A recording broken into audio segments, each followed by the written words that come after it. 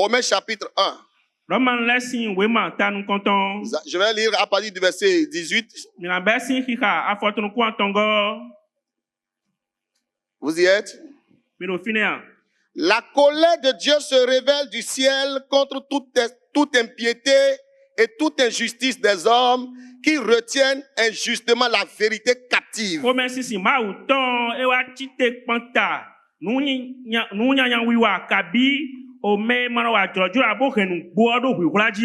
Car ce qu'on peut connaître de Dieu est manifeste pour eux.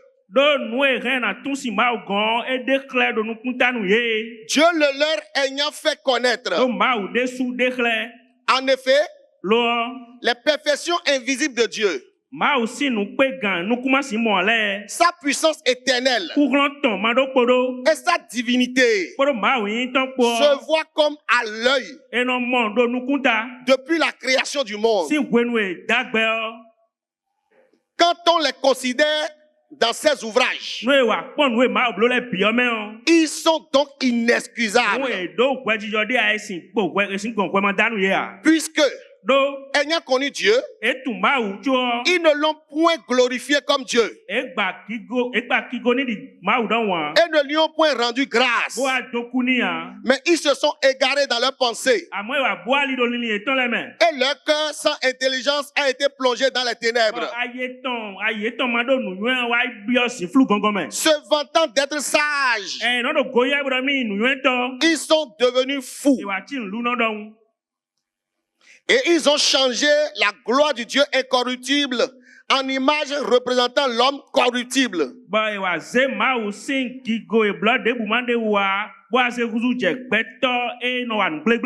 Des oiseaux, des quadrupèdes et des reptiles.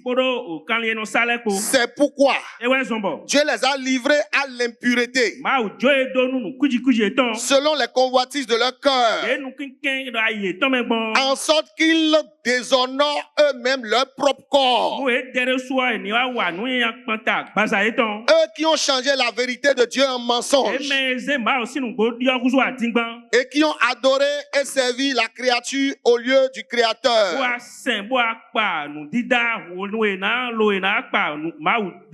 qui est béni éternellement. Amen. Que le nom du Seigneur soit loué. Dans ce passage, l'apôtre Paul est en train d'attirer notre attention sur la colère de Dieu qui s'était manifestée comme une frange d'humains. Une catégorie de personnes qui, ayant vu tout ce que Dieu a créé, ayant vu tout ce que Dieu a créé, malgré qu'ils voient tout ce que Dieu a créé, ne l'ont pas glorifié comme Dieu. La Bible dit que la puissance de Dieu, sa sagesse et sa perfection ont été révélées par la création. Ce n'est pas pour rien que Dieu a créé l'univers avant de nous créer. Il a créé l'univers pour que, à notre création, nous puissions admirer sa perfection, sa sagesse.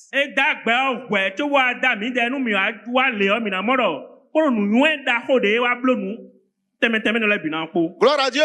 Le mot grec qui donne naissance à la louange, c'est halal qui dit waouh. Dont l'explication, la signification, c'est waouh. C'est un cri d'admiration.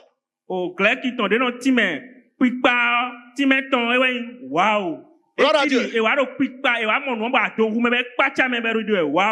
Louer, c'est apprécier. Louer, c'est admirer. C'est comme si quelqu'un entre dans ce temple.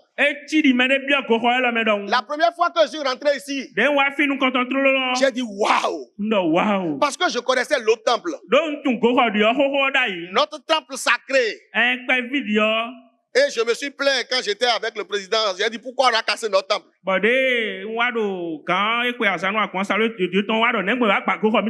temple devait être gardé comme un musée. Quand j'étais petit, on l'appelait le temple au caillou.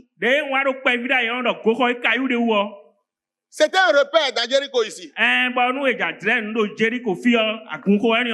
Bon, malheureusement, c'est parti. Gloire à Dieu. Parlons de ce temple. Le jour où je suis rentré ici pour la première fois, j'ai dit waouh. Notre temple est devenu un grand temple maintenant. Gloire à Dieu. C'était tellement joli à mes yeux.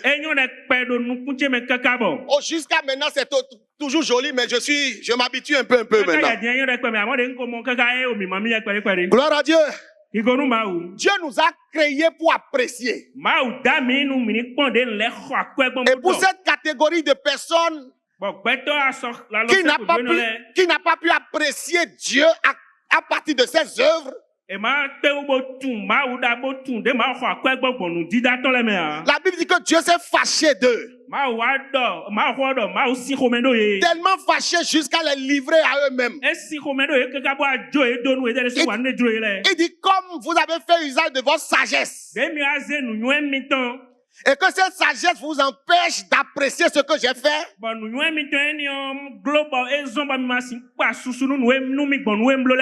Occupez-vous de vous-même. Et la Bible dit que cela les a conduits jusqu'à commencer par profaner leur propre corps. Et ça les a poussés à des pratiques ignobles, honteuses. Ça les a poussés jusqu'à ce que l'homme se couche avec l'homme, la femme avec la femme. Donc ces pratiques que nous déplorons aujourd'hui sont parties de quelque part. C'est parti du fait que les gens ont refusé de glorifier Dieu à cause de ces gros faits.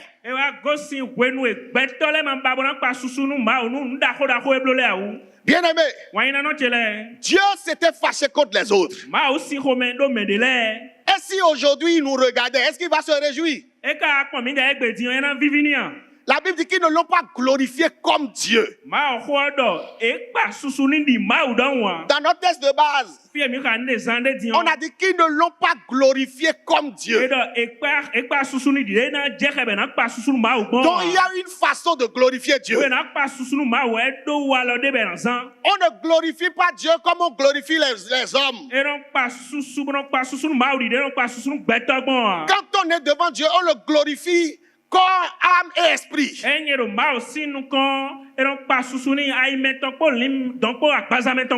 Dans sa présence, selon Apocalypse chapitre 4, je crois au verset 10, la Bible nous a montré un peu comment ça se passe au ciel. Les anges qui ont eu l'opportunité d'être proches de son trône ne restent jamais debout. Ils ne s'asseyent même pas. Ils se prosternent à cause de l'immensité de sa grandeur. La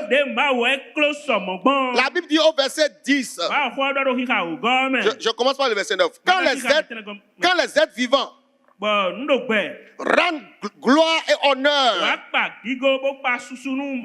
et action de grâce à celui qui est assis sur le trône, à celui qui vit au siècle des siècles. Les 24 vieillards se prosternent devant celui qui est assis sur le trône. Et ils adorent celui qui vit au siècle des siècles. Et ils jettent leur couronne devant le trône en disant: tu es digne, notre Seigneur et notre Dieu, de recevoir la gloire et l'honneur et la puissance, car tu as créé toutes choses et c'est pas ta volonté qu'elles existent. et qu'elles ont été créées. Tu es digne de recevoir la louange, la gloire et l'honneur. Pourquoi? Parce que tu as créé toutes choses. Dieu mérite notre louange. D'abord parce qu'il a tout créé. Regardez un peu la sagesse dans laquelle il a créé l'univers. Il a sorti la terre des eaux. Et de la terre, il a sorti les arbres. Pourquoi la terre était sortie les arbres sont sortis de la terre? Parce que quand l'arbre sort de la terre, il meurt. Donc il faut lui donner son espace de vie d'abord. Pour créer les poissons, il a parlé aux eaux. Il faut que les eaux soient là d'abord avant que les poissons ne soient créés. Etc. etc. Et avant de créer les hommes, il a créé toutes choses d'abord. Parce que l'homme aura besoin de tout ça. C'est un Dieu rempli de bonté et de sagesse. Ce n'est pas possible qu'on reste indifférent à tout ce qu'il a fait. C'est pourquoi il a dit dans Somme 150 au verset 6 que tous les vivants le louent. Donc ne pas louer Dieu comme Dieu, c'est une façon de dire que tu n'es pas vivant. Est-ce que quelqu'un est vivant ici? Est-ce qu'on peut pousser des cris de joie en l'honneur de l'Éternel? Ah. Vous savez? Alléluia. Quand je veux évaluer les cris de joie, je regarde un peu ce qui se passe quand nos joueurs marquent des buts au stade. Même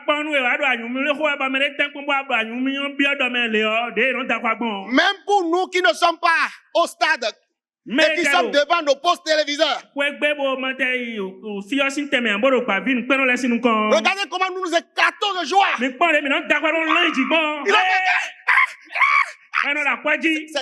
On dirait une folie.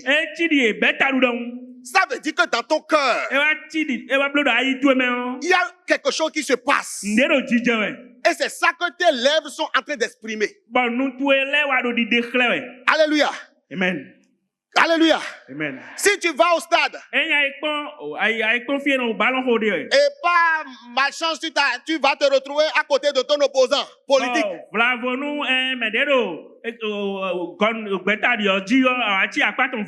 Bien aimé, quand il arrive à notre équipe nationale de gagner, est-ce que c'est seulement les mouvanciers qui se réjouissent? Hein?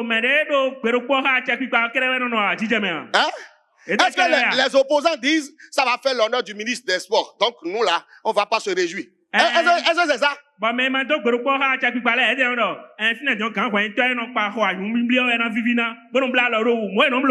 le monde se retrouve dans la rue. Et tout le monde commence à crier. On a gagné. C'est ça la joie. C'est ça la joie. La joie n'est pas au bout des lèvres. Quand on nous dit pousser des cris de joie à l'église,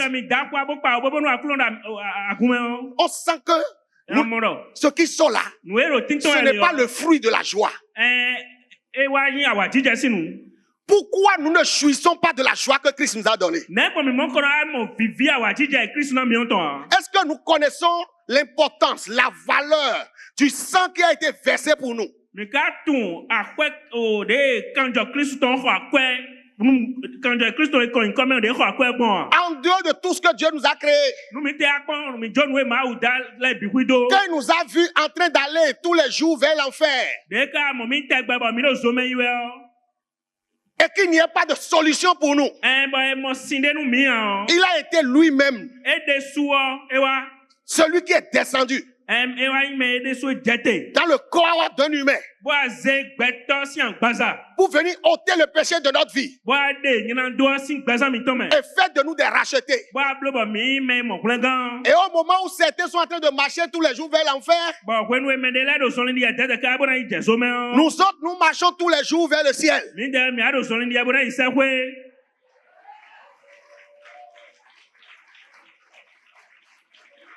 Gloire à Dieu. Le pasteur vient de l'exprimer tout à l'heure. Il a dit chaque fois que j'entends ce cantique, ça me rappelle que je marche tous les jours vers le ciel. Et c'est une réalité. Le chrétien doit être content pour l'œuvre accomplie pour lui sur la croix. C'est une œuvre qui a signé non seulement notre certificat pour le ciel avec mention honorable. Le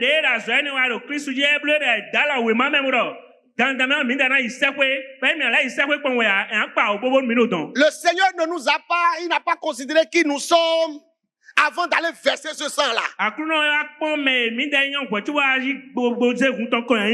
ne l'a pas versé pour les riches, pour les intellectuels, pour les forts, pour les sages. Il a versé pour tout le monde. Et la Bible dit que si quelqu'un croit en cela, c'est fini. Il rentre au ciel avec mention honorable. Pourquoi on ne peut pas être content pour ça?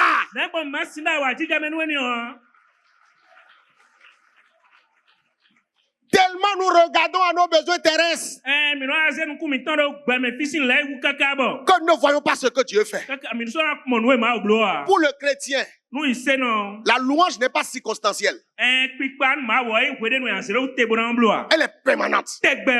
Même à la maison, le chrétien, même en travaillant, en balayant, il doit être en train de célébrer Dieu. Pourquoi? Parce que ce que Dieu lui a fait, c'est tellement grand que même s'il décide de ne pas ouvrir sa bouche, ses lèvres vont s'ouvrir. Jésus a fait de nous des fils du grand Dieu. Il a fait de nous des fils et des filles de Dieu. Nous ne sommes pas adorateurs de n'importe qui. Nous sommes adorateurs du Créateur de l'univers. Le Dieu Tout-Puissant. Le seul qui vit par lui-même. Le Dieu d'hier, d'aujourd'hui et de demain. On l'appelle l'étoile qui brille en plein jour. C'est le Tout-Puissant. C'est le souverain. Il dit... personne ne s'oppose. Quand il fait, personne ne peut défaire. Quand il construit, personne ne détruit. Il a la manette de tout l'univers entre ses mains. C'est à lui que nous appartenons. Nous devons en être fiers. Alléluia. Amen. Nous ne sommes pas adorateurs de n'importe qui. Ce qui fait notre valeur, c'est celui que nous adorons. Ce n'est pas nous-mêmes. Gloire à Dieu. Vous savez, quand on va dans une société, on voit plusieurs conducteurs de véhicules, n'est-ce pas? N'est-ce pas? Parler est une grâce. C'est une grâce. Tout le monde ne peut pas parler. Donc quand Dieu vous donne l'opportunité de continuer par parler là, parlez. Entendre est une grâce. Voir, c'est une grâce. Plusieurs ont leurs yeux comme ça, mais ils ne voient plus. Mais toi, tes yeux voient. Et tu peux parler. Mais parle. Et tu peux mouvoir. Mais danse. Tout à l'heure, quand les mamans jouaient là-bas, je nous regardais. Et j'ai vu que c'est de leur groupe que les gens sortaient pour venir danser. Vous comprenez, non? Ils ont dû s'organiser de manière à ce que quelqu'un danse quand même.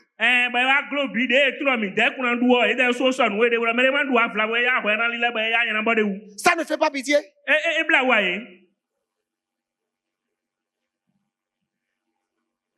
Ça ne fait pas pitié. Dans Exode chapitre 15, après la traversée de la mer Rouge, c'est là que la musique a rejoint la louange. C'est là qu'on a commencé par jouer dans la louange.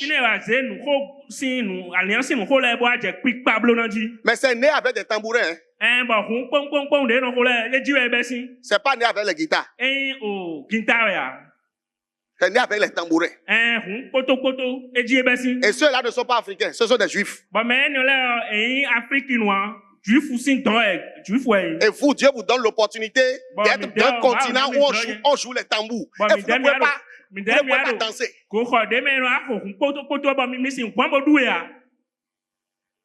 Où est notre joie? Est-ce que nous sommes vraiment contents, fiers d'appartenir au Seigneur? J'ai dit dans une société, il y a plusieurs conducteurs de véhicules. Il y en a qui conduisent les chefs de service. Il y en a qui conduisent le DG. Un autre le PDG. Et quand à la pause, les conducteurs se retrouvent, vous verrez que l'attitude des autres conducteurs diffère de l'attitude du conducteur du PDG. Les autres le respectent. Les autres le respectent. Et le considèrent. Même s'ils sont doyens. Même s'ils sont dans la société avant qu'ils deviennent. Pour le simple fait qu'il soit lui, le conducteur du PDG. Quand il vient, les autres l'appellent le boss. Et puis lui-même il fait le boss. Vous savez pourquoi? Parce que lui conduit le PDG. Et pourtant ils ont même diplôme. Hein. Lui, il a présenté quoi pour être conducteur? Le permis de conduire. Le permis que moi aussi j'ai déjà.